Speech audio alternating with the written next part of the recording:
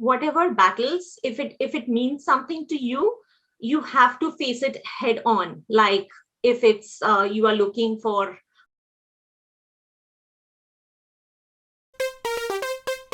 From the Garden State, New Jersey, from one mom to another, it's time for Mom's Talk. Here's Avani. Welcome, Supermoms, to Mom's Talk. I'm your host, Avani, and we have with us today a supermom who's joining us from New Jersey, welcoming Srija Majumdar. Welcome, Srija. Thank you. Thank you so much, Avani. Thank you for having me in your show. How do you stay connected, Srija? How do you stay connected to India over here in the US? Yeah, I think New Jersey has made it a little bit easier compared to if I was anywhere else in the US.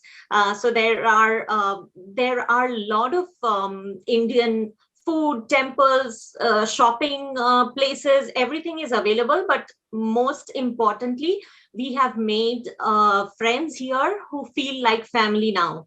So that, I think, makes us feel at home and comfortable, and does not let us miss home as much as we would have otherwise. So here we have made some friends through a Bengali. We come from Calcutta, like I mentioned. So we are part of a Bengali community here, and we run a Bengali school where we started this initiative during the pandemic. When we would bring together the kids every weekend, and we started off doing different things, like we would host 1-hour art shows. So the kids would gather and somebody would conduct the class, some simple art exercises, little bit of drawing. Some kids were like, older kids were very good at crafts, so they would teach the younger kids. Sometimes we would do storytelling sessions. So it was our initiative to bring the community together and give kids some outlet during the lockdown days. But it took off so well that we have established this online Bengali school, and now it is not only restricted to New Jersey. People join us from Canada, from Midwest, from West Coast. So we have our students spread across, and we have now 3 levels, like beginner, intermediate, and advanced. So that school is also running pretty well.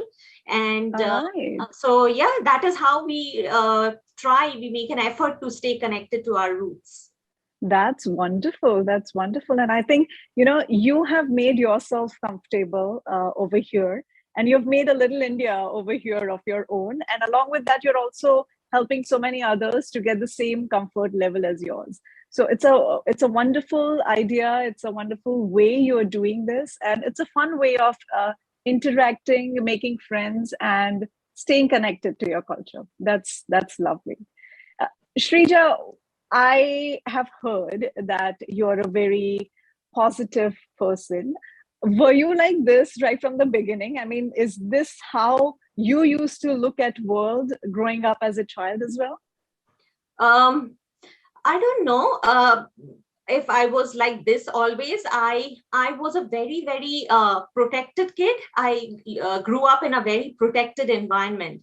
So my parents, my father was a professor, and he is everything that you would imagine from an Indian professor, like very conservative, happy with like minimal things. He doesn't want to like eat out, go anywhere. He's like very disciplined, and all he wants from his kids are they study, they are healthy, and that's all. Like he never pressured us, me and my brother. None of my parents into like, you have to achieve this. They were very content with whatever they had, with their means. And I think that trickled down. So I understood as a kid, when you grow up, your parents thinking kind of, you imbibe those kind of that thought process that your parents have. And they were happy in their little world. And that, I think, helped me value each and every day, because they did the same. They were very happy, even if we would just go out as a family grocery shopping, and then in the end we would have an ice cream. That would be a family outing, and we were as happy as we would be going to a planned outing. So I think those little joys that they found in every day, and they were very happy with their day-to-day life, very content, never wanted like more. I think that attitude has somewhere been imbibed in me as well. Probably it came from my parents. Absolutely. See, everything starts from how we have grown up, how our environment was. And, it's wonderful to see how the kids, they kind of absorb different things in their own way from the environment that they are growing up. And that's why it's important to have this kind of a light environment back home too. And especially when in today's world where Indian parents are very much focused on the success of a child, whether it's in arts or mathematics or any other subject. So yes, it is important. And I love the way you have shared with us your journey of how you grew up. But was there any point in your life where you thought that it was kind of difficult for you, some difficulties that you may have faced, but you came out as a very positive person? So when I was in 11th grade and my half-yearly exams were going on, out of the blue, we were all fine. And my dad was detected with cancer, kidney cancer. And there was nothing, like we were a normal family. We were having lunch, me and my brother, and then my dad saw something, and then he went for a test, and there it was. And that left a very dark imprint. I was traumatized because it came out of the blue. And then the first verdict was anything can happen. So 20 years have passed by. He's doing very well, touch wood. But those few years after that, we lived in fear every day. Like every point, it felt like, what if? And I was in 11th grade. My brother is 7 years younger to me. So he was in 4th grade. So he was a kid. And then my parents left for Bombay for treatment. And me and my brother were in Calcutta with our relatives. So he would ask me, when are mommy, daddy going to be back? And I was at a stage where I was not a small child, but I wasn't an adult and not that mature. So when he would ask me those questions, it was like I felt the responsibility to be able to answer him, to protect him. But at the same time, I myself was not sure. I didn't know. So that left a very, very traumatic imprint on my mind. And till date, the only thing that makes me anxious is health related anxiety. I still suffer from it. What if something? So, but what positive has come out of it is I always stay on top of my health. So recently, in the last 6 months, I have lost 22 pounds. I was a little overweight after a couple of pregnancies, and I was chubby for many years. I was overweight, not obese, but definitely overweight. So I worked with a nutrition coach, and I enrolled myself in a group fitness class. And over the last 6 months, I've been working hard every day. It's not been easy because it tests your mental strength every day. But I have been able to achieve my goal. And now I'm 22 pounds lighter. And fitness is my everyday thing. I don't miss it, like brushing my teeth. I have to work out 4 to 5 times a week. So aside from my family, my kids, my work, fitness is something that is on my cards every day. I make it a point to show up every day. Srija, how do you gather yourself in these difficult situations? You mentioned your family went through this difficult phase. You were at such a young age. You got this responsibility of, it's like maturing faster than your age. How did you gather yourself? What was that thing that kept you going, kept you away from all the negative thoughts? How did you focus on the positives? How did you do that? At that point, it wasn't easy at all, but we grew together as a family. So when my parents came back and the years that followed thereon, my father was traumatized, and he was living in fear every day for maybe the next 5 years. And we were too. We would try to give him strength. But once somebody goes through something like this unexpectedly, the fear lives within them, and then it lives within the family too. So it was not easy, but it was my resolve to do well in my studies. That was the only thing that was in my hands at that point in time. So I was like, I'll have to do well for my parents. So we just grew together. The bonding between our family grew stronger. We were there for each other. And then I think that is the value principle that I carry till date, that your family is everything. You protect your family, you grow stronger, and you are ready to take on the world. I mean, whatever challenges may come our way, life can throw us curveballs, but the bond between your family, like at that time, it was my brother, myself, my parents. We were like stuck together like a ball, and we faced all the challenges over the next few years. Of course, we had financial challenges and emotional challenges.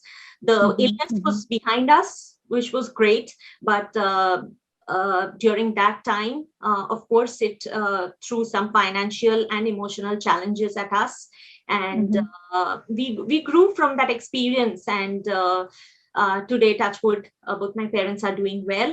And both my brother and myself, we have done something for ourselves in our lives. And so it's a happy ending, I guess. Beautiful, beautiful. God bless you and God bless your family, Srija. What would you like to say to the people who are going through a difficult phase in their life, who are fighting through fighting their own different battles in life? What would you like to say to them? I would like to say that whatever battles, if it means something to you, you have to face it head on. Like if it's you are looking for a better job, you want a career change because it gives you happiness, whether you're fighting an illness, whatever it is that needs your attention, you have to give it your all. But outside of that, create your zen, create your safe space, whether it is your family, your friends, so that you can come back and fight that battle stronger, because you have that safe space and zen from where you get that strength and energy to wake up every day and fight for it. And yes, conquer it, whatever it is that is bothering you. You have to conquer it, because the positivity that we were talking about, you cannot stay positive for very long if you are not fighting and winning your battles, because they will be at the back of your mind. So I would not suggest anyone to like dodge it, keep it aside, set it aside. If your health is bothering you, get on top of it, get your checkups done, whatever needs to be done, do it, get it out of the way, and then get back to living your life with positivity and your full strength and peace and happiness, because you deserve to live your life in the best possible way. But if there is something in the way, just fight it and get it out of the way. Srija, what would be your message for all the mothers? So I often think about it. Growing up, I wasn't an extraordinary child in academics or sports or anything. But my parents believed I'm very capable. I can do anything. My child, for them, I was a little champ, and they genuinely believed it. So that, I think, till date, I am a mother now, but that has stayed with me. I believe when I am faced with challenges, I can do it because my parents think I can do it. So that stays with you. So whatever you tell your children, whatever you genuinely believe about your children, that becomes their reality. And that is very true. That is their world. What you believe about them, what you tell them in front of them, or what they overhear you talking about them. So sometimes we try to draw their attention by saying negative things about them, but they are innocent. What you say is their reality. So always try to say and believe in positive things about your children, because children are inherently, they want to behave well. Sometimes if they are not doing as per your expectation, they are trying their best. So you believe in the best for your children, and instill that confidence in them, because that will take them in life, take them ahead in life, because you need your kids to be happy and confident. That's all that matters. Maybe the path that you want for them, maybe you want them to be a doctor, but they end up in a different field. That is okay. But all you want for your kids, really, if we really think about it, we want them to be happy end of the day and live with confidence. So that can only happen when you believe in them and you instill that confidence in them. You rightly said, Srija, because, you know, when we think about it, when we were kids, if our parents believed in us that we can do something, that gave us the confidence. So, you know, we often talk about building confidence in kids and enroll them in different classes, which is all good. It's good to do that. But it starts from your very own house. It starts from you as a parent. If you think that your child can do it, that's it. You know, they're getting that confidence from you. So very well said right there, Srija. You're also a blogger. What is this blog about that you write? My blog is called, it's on Instagram. The handle is called mama.speaks. And like I mentioned, being mommy is, it has given me another dimension, and it's my favorite hat to don. So it's mostly about motherhood, but also my life in general. But because my life in general, a huge part of that is being a mom, a working mom. That is my blog all about. And I have this innate need to express through writing. I like to write from a young age. Whenever something happened, I love to write. Nothing fancy, just in simple words and expressing myself. And I get a lot of encouragement from my friends who say they enjoy reading what I write. So they encourage me a lot to go with a full-fledged blog. And that's one of my goals for 2022. So what is it like? I mean, is it like a day-to-day activity that you're involved in? Is it like, you know, writing your own personal diary, writing things down? What is inside it? It's primarily my journey, my day-to-day life, little things that bring me joy every day. And also I try to capture our travelogues. So we love to travel as a family. Of course, last 2 years, most of us have not been able to travel much, but we did one last year. We went to Outer Banks in North Carolina. So I captured all of it. And I keep a log of my travel experiences, because that is a very important part of me as well. So if you ask me what my hobby is, other than writing and fitness, another very important is travel. My husband and me, we love to travel. We have been to Alaska to see the Northern Lights just before my older one was born. Yeah, and it was surreal. So I think for me, travel is like a meditative experience. experience. Why? Because why I say that is because when you are traveling, you are not thinking about other things like what happened to that email, did I do my laundry? You are immersed in the experience. If you True. are Completely detached. completely detached. Suppose you are in Positano in Italy, Amalfi Coast, you are trying to soak in every moment, the sights, the smells, the food, the people, everything. So for me, it's kind of a meditative experience. And I try to travel planning is not very easy. It requires a lot of effort. So I try to capture it and make it easy for people who might want to use our experience and our planning to plan their own travel. So travel is an important part of my blog. And other than that, because we don't travel every day, I wish I was a travel influencer. But since I'm not, I cover a lot of my everyday life, balancing act between work and my kids, and just simple everyday life and everyday joys. You're absolutely right there, Srija. Not only does the travel gives you a sense of meditation, but along with that, you're also exploring a lot of different cultures, and you kind of immerse into the different experience too. So that's great what you're doing. I think through your blog, you're also helping people to make their own travel plans and to make life simpler. You're basically making their lives happier and simpler and giving them a perspective of how things can be done. It was amazing talking to you, Srija. Thank you so much for coming on the show, and thank you so much for sharing your journey with us. Thank you so much, Avani. It was my pleasure. Hi, this is Avani from Mom's Talk. Help me spread the word and join me on my mission of motivating other moms by sharing the video.